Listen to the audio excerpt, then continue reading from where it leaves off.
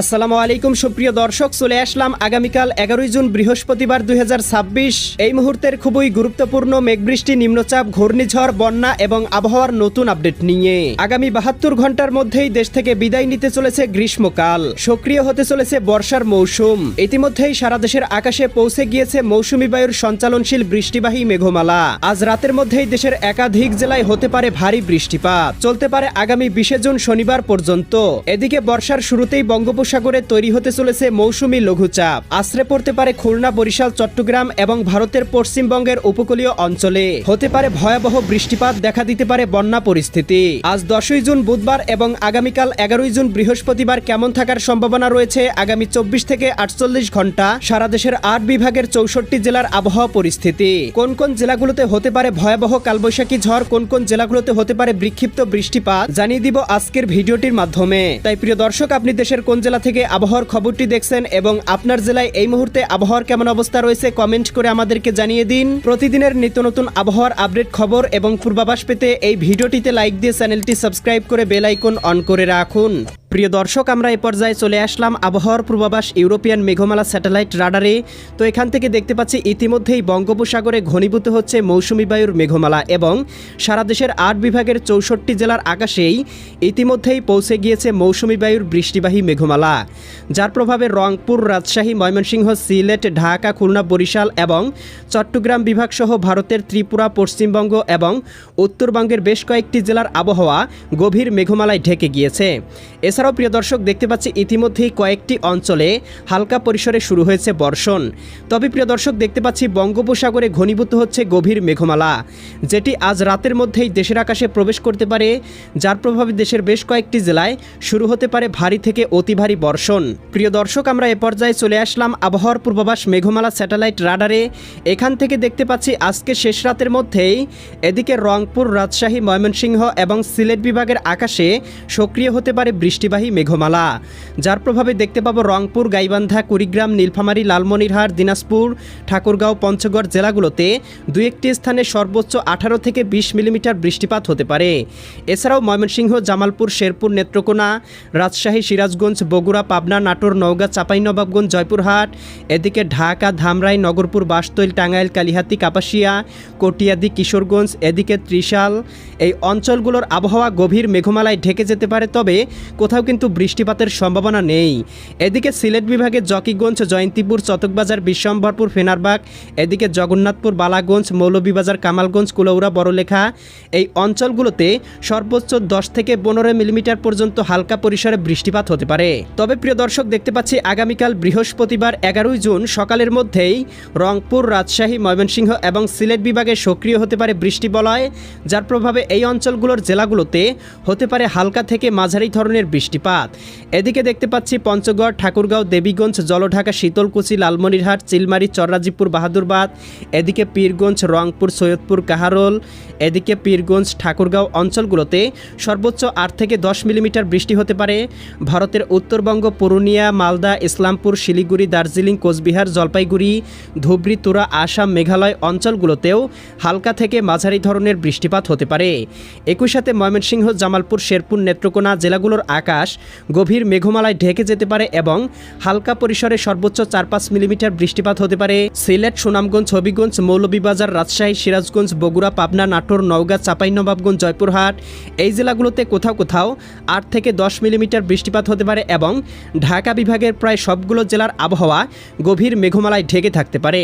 প্রিয় দর্শক, আমরা সকাল 8টা, 9টা বা 10টার দিকে দেখতে পাবো এই অঞ্চলগুলোতে বৃষ্টিবাহী মেঘমালা অব্যাহত থাকতে পারে এবং বিকেলের মধ্যেই বৃষ্টিবাহী মেঘমালাটি দেশের দক্ষিণাঞ্চল পর্যন্ত বিস্তৃতি লাভ করতে পারে, যার প্রভাবে বিকেলের মধ্যেই দেখতে পাবো বরিশাল, ভোলা, বুরহানুদ্দিন, লালমোহন, চরফেশন, হাতিয়া, কাউখালী, জিয়ানগর, এদিকে মির্জাগঞ্জ, মাঠবাড়িয়া, পাথরঘাটা, কলাপাড়া, এদিকে বাগেরহাট, খুলনা, মোংলা, শ্রীকান্তপুর, শ্যামনগর, এদিকে ভারতের পশ্চিমবঙ্গ, কলকাতা, খড়গপুর, চন্দননগর, আরামবাগ, মুর্শিদাবাদ, কাটোয়া, দুর্গাপুর, শান্তিপুর, বর্ধমান, এদিকে দেখতে পাচ্ছি যশোর, নড়াইল, মাগুরা, কটসাদপুর, দামোহদা, আলমডাঙ্গা, মেহেরপুর, এই অঞ্চলগুলোর আবহাওয়া গভীর মেঘমালায় ঢেকে যেতে পারে।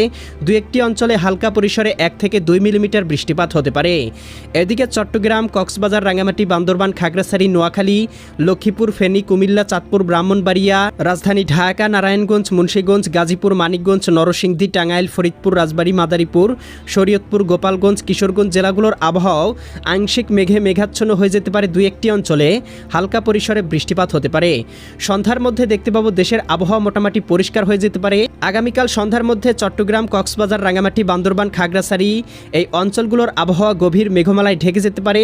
হতে পারে হালকা থেকে মাঝারি ধরনের বৃষ্টিপাত। এছাড়াও প্রিয় দর্শক দেখতে পাবো আগামীকাল রাতের মধ্যে আবারও রংপুর, রাজশাহী, ময়মনসিংহ এবং সিলেট বিভাগের আকাশে সক্রিয় হতে পারে বৃষ্টিবলয়, যার প্রভাবে দেখতে পাবো পঞ্চবিবি, পেতনিতলা, আক্কেলপুর, শিবগঞ্জ, বগুড়া, নন্দীগ্রাম, এদিকে সিংড়া, তারা, সিরাজগঞ্জ, ভাঙ্গুড়া, বেড়া, পাবনা, পুঠিয়া, লালপুর, মোহনপুর, এদিকে নওয়াবগঞ্জ, গোমাস্তুপুর, পরশা অঞ্চলগুলোতে সর্বোচ্চ 18 থেকে 20 মিলিমিটার বৃষ্টিপাত হতে পারে।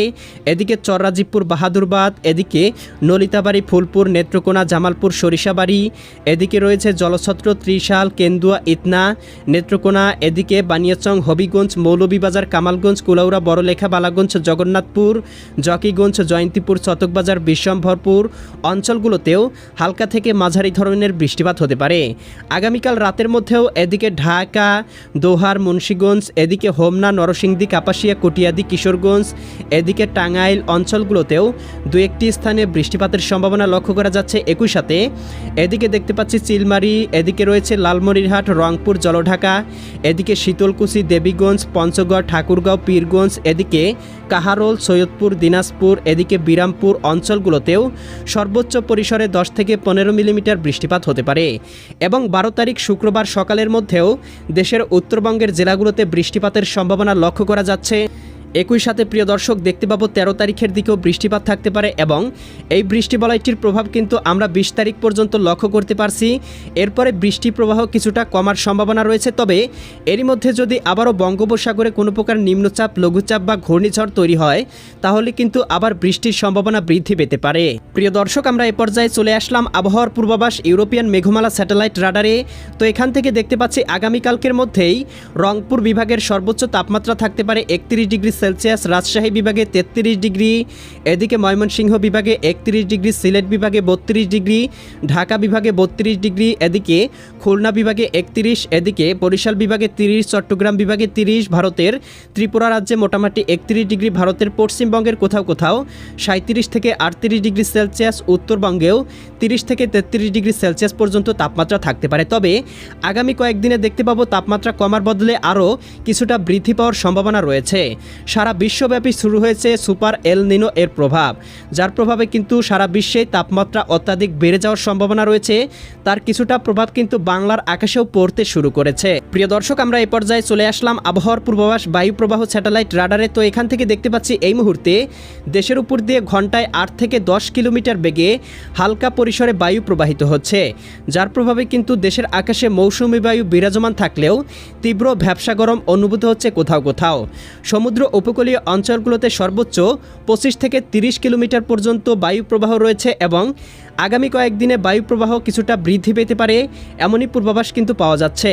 তবে প্রিয় দর্শক দেখতে পাচ্ছি আগামী 10 দিনের মধ্যে বঙ্গোপসাগরে কোনো প্রকার লঘুচাপ, নিম্নচাপ বা ঘূর্ণিঝড় তৈরির কোনো সম্ভাবনা পাওয়া যাচ্ছে না। প্রিয় দর্শক আমরা ইউরোপিয়ান স্যাটেলাইট রাডার থেকে দেখতে পাচ্ছি সারা দেশের আকাশেই কিন্তু মৌসুমী বায়ু বিরাজমান রয়েছে, যার প্রভাবে দেখতে পাচ্ছি কোথাও কোথাও হালকা পরিসরে বৃষ্টিপাত হলেও সারা দেশের আবহাওয়া মেঘমালায় ঢেকে থাকলেও কোথাও কিন্তু খুব একটা ভারী বর্ষণ লক্ষ্য করা যাচ্ছে না। তবে বঙ্গোপসাগরে কিন্তু আমরা দেখতে পাচ্ছি গভীর মেঘমালা জমা হচ্ছে, যেটি কিন্তু আগামী কয়েকদিনের মধ্যেই ঘনীভূত হয়ে বাংলার আকাশে প্রবেশ করতে পারে, যার প্রভাবে বাংলায় শুরু হতে পারে পুরোদমে বর্ষাকাল। তো প্রিয় দর্শক এই ছিল আজকের ভিডিও। চ্যানেলটি সাবস্ক্রাইব করে বেল আইকন অন করে রাখুন। আল্লাহ হাফেজ।